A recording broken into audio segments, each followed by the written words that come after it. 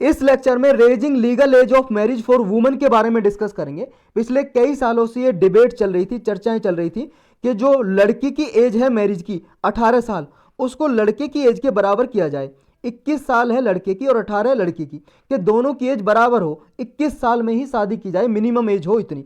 तो ये प्रपोजल रखा था एक कमेटी ने भी, इसको यूनियन कैबिनेट ने, हमारी गवर्नमेंट ने इस प्रपोजल को अप्रूवल दे दिए, अनुमति दे दी है कि मैन और वुमन की जो मैरिज एज है उसमें यूनिफॉर्मिटी लाई जाएगी, कि दोनों की शादी के लिए कम से कम जो मिनिमम एज है अब बराबर होगी। इसके लिए 2006 का एक एक्ट है, prohibition of child marriage act, इसमें अमेंडमेंट किया जाएगा, संशोधन किया जाएगा। और भी कई सारे पर्सनल लॉ हैं जो मैरिज से रिलेटेड हैं, उनमें भी अमेंडमेंट किया जाएगा, सुधार किया जाएगा, संशोधन किया जाएगा गवर्नमेंट के जरिए। और 18 से 21 साल बढ़ा दी जाएगी वुमन की मैरिज एज, ये फ्रॉम 18 to 21 कर दी जाएगी। ये किसकी रिकमेंडेशन पे ये प्रपोजल को अनुमति दी है यूनियन गवर्नमेंट ने? एक कमेटी बैठी थी, 4 मेंबर की टास्क फोर्स थी, 4 मेंबर थे इसमें, और इसकी हेड थी फॉर्मर समता पार्टी की चीफ जया जेटली। इन्होंने ये रिकमेंडेशन दी है, सिफारिश की है कि मैरिज एज वुमन की 18 से 21 बढ़ाई जाए। तो ये नोट करके रखना है, इस टास्क फोर्स ने ये एग्जामिन किया था कि जो एज ऑफ मैरिज है इसका हेल्थ से क्या रिलेशन है, महिला की जो हेल्थ है, गर्ल की जो हेल्थ है, उस पर क्या प्रभाव पड़ता है अगर 18 साल से पहले लड़की की शादी कर दी जाती है, 18 साल में ही लड़की की शादी कर दी जाती है।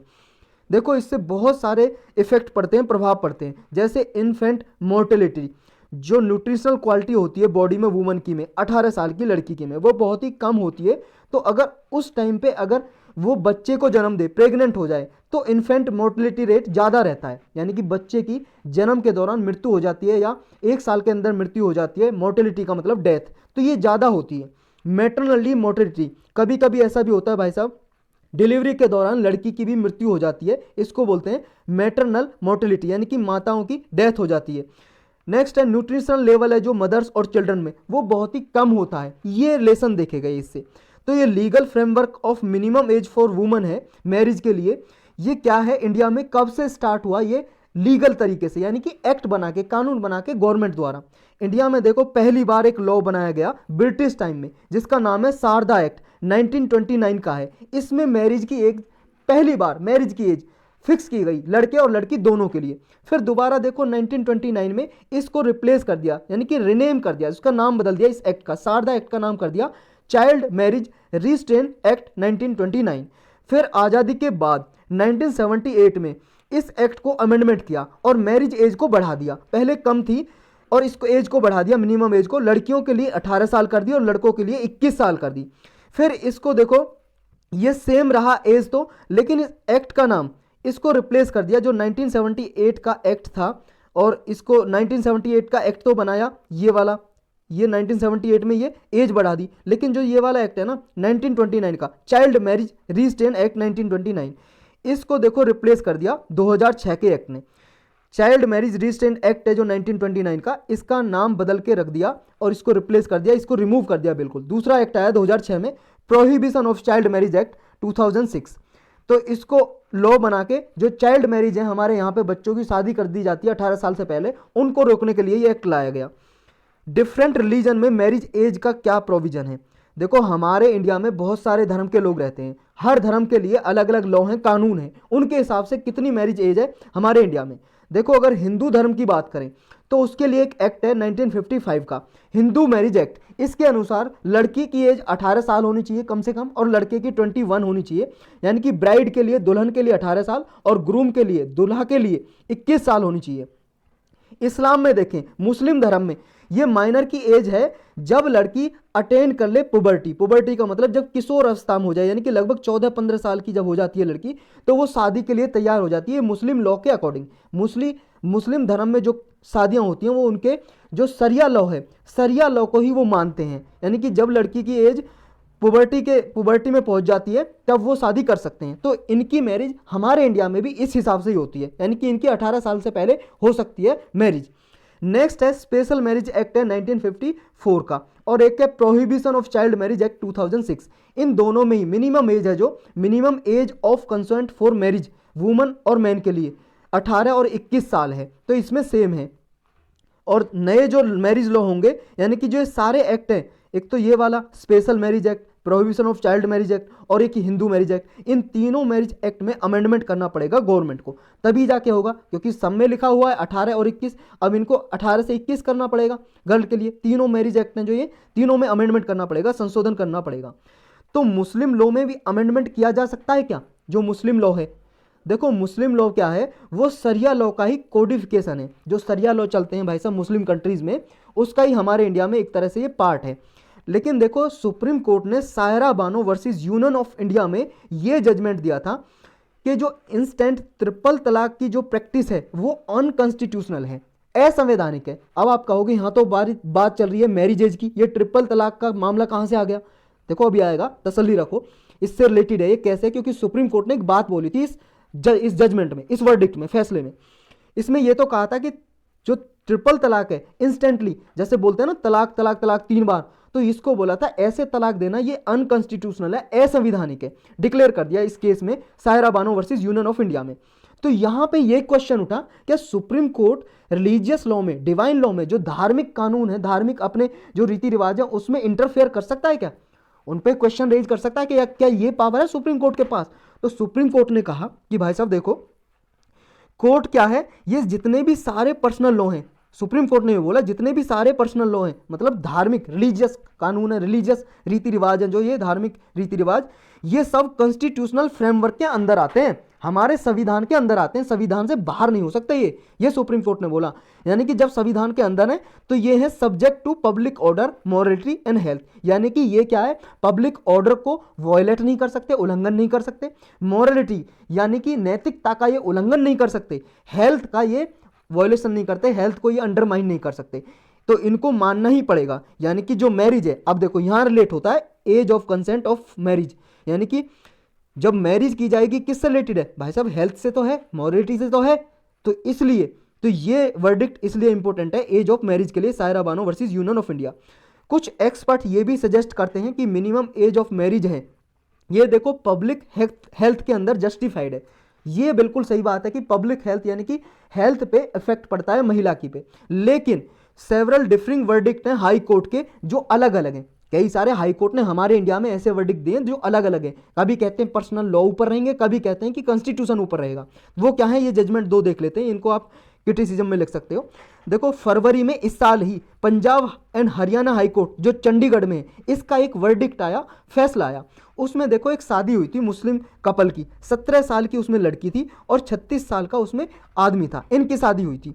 तो ये हाई कोर्ट ने कहा कि भाई साहब ये लीगल मैरिज है अंडर पर्सनल लॉ, ये हाई कोर्ट ने बोला। तो हाई कोर्ट ने ये फिर एग्जामिन किया ये क्या लीगल मैरिज है, क्या बिल्कुल ये कानूनन सही है? तो हाई कोर्ट ने इसमें कहा कि देखो भाई साहब जो प्रोविजन है prohibition of child marriage act, इसको एग्जामिन करते हुए हाई कोर्ट ने बोला कि देखो ये मैरिज जो हुई है ये स्पेशल लॉ हैं, जो ये पर्सनल लॉ को अंडरमाइन नहीं कर सकते, यानी कि ओवरराइड नहीं कर सकते। यानी कि यहाँ हाई कोर्ट ने बोला, चंडीगढ़ हाई कोर्ट ने, कि पर्सनल लॉ प्रिवेल करेंगे, यानी कि मुस्लिम लॉ प्रिवेल करेंगे, कि जो स्पेशल लॉ बने हुए हैं वो नीचे रहेंगे और पर्सनल लॉ, धार्मिक जो रीति रिवाज है वो ऊपर रहेंगे। यानी कि धार्मिक लॉ को यहाँ पे यानी कि हाई स्टेटस दे दिया पर्सनल लॉ को स्पेशल लॉ से। एक और केस है कर्नाटक और गुजरात हाई कोर्ट का 2006 का, इसमें कहा कि इसमें स्पेशल लॉ ऊपर रहेंगे पर्सनल लॉ से। देखो चंडीगढ़ हाई कोर्ट ने कहा कि पर्सनल लॉ ऊपर रहेंगे, यानी कि special law does not override personal law, यानी कि पर्सनल लॉ मुस्लिम लॉ प्रिवेल करेंगे, ऊपर रहेंगे। लेकिन इसमें उल्टा बोल दिया कर्नाटक और गुजरात हाई कोर्ट ने, इसमें कहा कि इसमें स्पेशल लॉ ऊपर रहेंगे, स्पेशल लॉ ओवरराइड कर सकते हैं पर्सनल लॉ को। यानी कि जब एक लड़की की शादी हुई थी जो माइनर थी, 18 साल से नीचे थी, उसको केयर फैसिलिटी में भेज दिया गया और उसकी शादी को लीगल डिक्लेयर नहीं किया। अब ये देखते हैं कि भाई साहब अगर मान लो महिला की जो एज है, लड़की की एज बढ़ा दी, मिनिमम एज 21, तो इसके क्या क्या प्रोज है? प्रोज का मतलब इसके फायदे क्या हैं, क्या क्या इसके मेरिट होंगे, एडवांटेज होंगे। पहला है वुमेन एंड चाइल्ड वेलफेयर।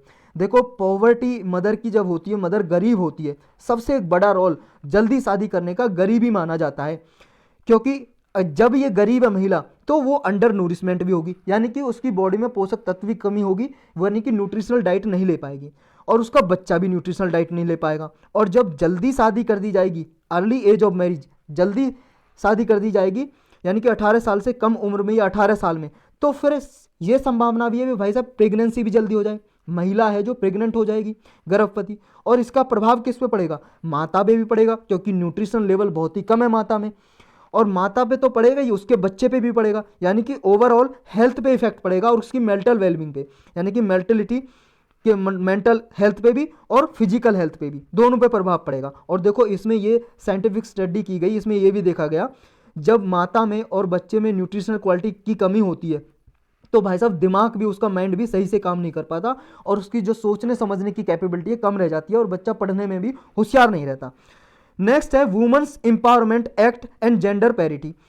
ये फायदा ये है भाई साहब, अगर मदर की एज चाइल्ड बीरिंग को अफेक्ट तो करती है, इसकी वजह से क्या होगा, देखो जो हमने ऊपर डिस्कस किया वही है, उसकी एजुकेशनल लेवल पे अफेक्ट पड़ेगा। मदर की एज अगर कम रहेगी तो ये एजुकेशनल लेवल पे अफेक्ट पड़ेगा, यानी कि अगर 21 कर दी जाए तो फायदा क्या होगा, उसका एजुकेशनल लेवल अच्छा रहेगा, living condition, health condition, decision making power होगी वुमन के पास। अगर 21 की एज में की जाएगी तो क्या है भाई साहब, 21 की एज में लड़की ग्रेजुएशन कर सकती है, क्योंकि अगर 18 साल में शादी कर दी जाए तो उसकी पढ़ाई बीच में ही छूट जाती है, समझ रहे हो।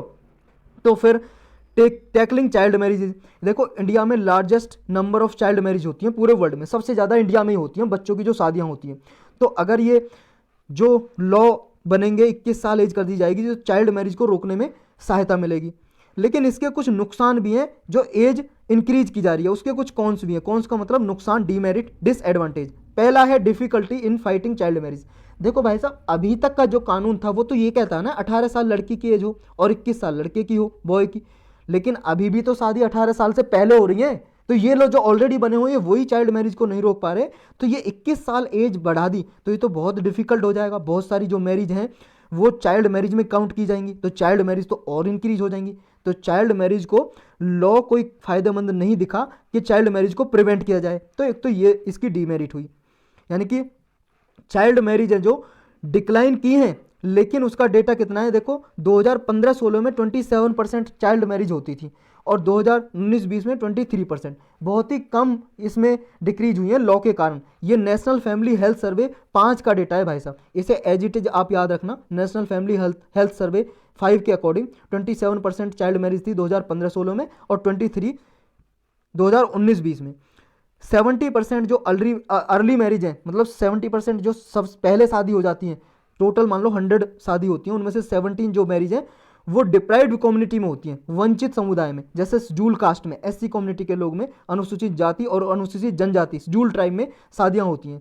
क्यों, क्योंकि देखो लॉ सिंपली क्या है, मैरिज से बचने, मतलब लॉ से बचने के लिए मैरिज क्या है, अंडरग्राउंड कर दी जाती है, यानी कि पता ही नहीं लगता बच्चे की शादी 18 साल से पहले हो गई, नहीं छुप छुपा के कर देते हैं भाई साहब। तो ये शादियां देखी जाती है 70% किसमें, डिप्राइव्ड कम्युनिटी में। नेक्स्ट है criminalisation of large number of marriage. देखो जब एज 21 साल कर दी जाएगी, अभी 18 साल है तो अभी बहुत सारी शादी होती हैं जो क्रिमिनलाइज की जाती हैं। अब 21 साल एज होगी तो बहुत सारी शादियां क्रिमिनलाइज हो जाएंगी, यानी कि फैमिली भी क्रिमिनल बन जाएंगे, क्योंकि एक अपराधी तो है चाइल्ड मैरिज कराना, बच्चों की शादी कराना, तो और इंक्रीज हो जाएंगे क्रिमिनल ऑफेंस। नेक्स्ट है lack of education is a bigger problem. देखो एक यूनाइटेड नेशन पॉपुलेशन फंड की रिपोर्ट है 2020 की, State of the World report, UNFPA, United Nation Population Fund, इसकी रिपोर्ट है। इसके अकॉर्डिंग इंडिया में 51% यंग वुमेन ऐसी हैं जिनके पास कोई एजुकेशन नहीं होती और 47% उनमें से इतनी है कि उनमें केवल प्राइमरी एजुकेशन यानी कि 5वीं तक पढ़ी होती है भाई साहब, यानी कि उनकी 18 साल तक उनकी शादी कर दी जाती है। तो सबसे बड़ा फैक्टर क्या है इसमें, एजुकेशन, शिक्षा दी जाए महिलाओं को। ये स्टडी की गई international centre for research on women. इसमें क्या है, जो लड़की हैं जो स्कूल से आउट हो जाती हैं 3.4 टाइम्स, उनमें ज़्यादा ये रहता है कि उनकी जल्दी शादी कर दी जाती है। अगर वो स्कूल नहीं जाती हैं, स्कूल में नहीं पढ़ती हैं, तो स्कूल से ड्रॉप आउट हो जाती है, तो स्कूल से ड्रॉप आउट होने के बावजूद उनकी शादी जल्दी कर दी जाती है। ये देखा गया इसकी सर्वे में। कभी कभी ऐसा होता है लड़की स्कूल में पढ़ रही होती है तभी उसकी शादी फिक्स कर दी जाती है पढ़ते टाइम पे ही। तो वे फॉरवर्ड में क्या हो सकता है, सॉल्यूशन क्या हो सकता है। देखो जब इन रिपोर्ट ने एजुकेशन एक बहुत बड़ा फैक्टर पाया तो क्यों ना एजुकेशन को ही बढ़ाया जाए, तो बूस्टिंग एजुकेशन एक सॉल्यूशन हो सकता है। कुछ एक्टिविस्ट हैं ये भी कहते हैं, समाज सेवक जो, कि एक्सेस टू एजुकेशन हो लड़कियों को, सोशल और इकोनॉमिक इशू है ये मैरिज का, तो उनके लिए एजुकेशन शिक्षा बढ़ाई जाए और उन्हें स्किल और बिजनेस की ट्रेनिंग दी जाए और स्कूल में सेक्स एजुकेशन दी जाए बच्चों को।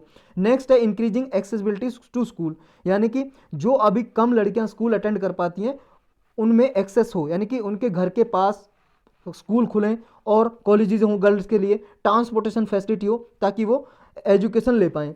मास अवेयरनेस प्रोग्राम हो, देखो जैसे स्वच्छ भारत अभियान चलाया, स्वच्छ भारत अभियान में बहुत ज़्यादा अवेयरनेस जागरूकता फैलाई गई गवर्नमेंट के द्वारा, तो कुछ ऐसा ही जन आंदोलन टाइप होना चाहिए कि लोगों में मैसिव स्केल पे ये एज ऑफ मैरिज को लेके कि सोशल एक्सेप्टेंस को इंक्रीज किया जाए और मैरिज की जो एज अभी लॉ के कारण बढ़ाई है इस लेजिस्लेशन की भी जानकारी दी जाए लोगों को। लेजिस्लेशन मतलब कानून, लॉ, और ये जो मैरिज एज बढ़ाई है लोगों को इसके बारे में अवेयर किया जाए, लोगों में जागरूकता फैलाई जाए। और देखो कोर्सिव मेजर्स जो लिए हैं, कोर्सिव का मतलब फोर्सफुली जो स्टेप लिए गवर्नमेंट ने, उसके बजाय अगर ये स्टेप लिए जाएं कि लोगों को अवेयर करके उन्हें जागरूक किया जाए, एजुकेशन की उन्हें इंपॉर्टेंस बताई जाए, मैरिज एज की इंपॉर्टेंस बताई जाए, तो ये ज़्यादा इफेक्टिव मेजर्स होंगे बजाय इसके कोर्सिव मेजर्स के।